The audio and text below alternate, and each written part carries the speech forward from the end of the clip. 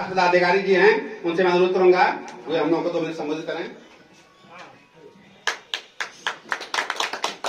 यहाँ पर उपस्थित लोकप्रिय उम्मीदवार प्रवीण जी, एकचारी भोलसर गांव के आप तमाम वासी, उन सारे लोगों का हम कुशवाहा की गरिमा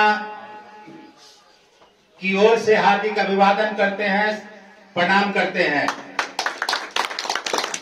सबसे पहली बात हमें यह समझने की जरूरत है कि आज तक आजादी के इतने साल हुए और इस भागलपुर की धरती से एक भी हमारे न तो एमपी हुए न विधायक हुए, और ये पहली बार ऐसा मौका मिला है कि हमारे नौजवान साथी प्रवीण जी यहाँ पर चुनावी मैदान में खड़े हैं और उनमें क्षमता है कि संसद से लेकर के सड़क से लेकर विधानसभा तक अपने सवालों को, आपके सवालों को उठा सकते हैं। वैसी स्थिति में उन्हें चुनाव में जिताने के लिए कसम लेना चाहिए हम सारे लोगों को, और जिताने के लिए कोशिश करनी चाहिए।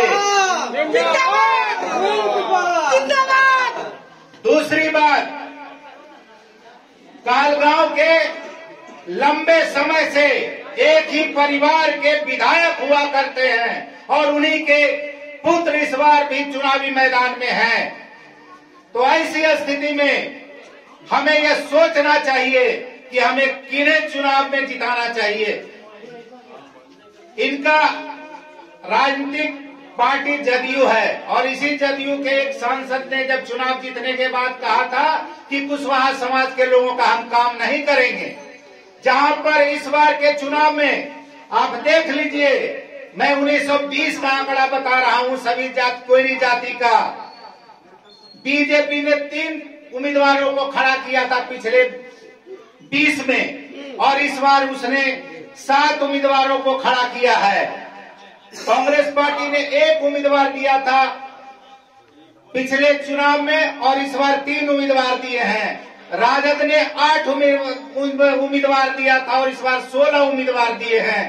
वहीं पर जदयू ने पिछले बार 15 उम्मीदवार दिए थे कुशवाहा समाज के और इस बार 13 उम्मीदवार दिए हैं, यानी 2 उम्मीदवार को उसने घटा दिया है। इसका मतलब है कि उनकी नजर में कुशवाहा जाति के लोग उनके कोर वोटर हैं। उनको टिकट दे ना दे, मंत्री बनाए ना बनाए, उनका वोट उनको मिलेगा।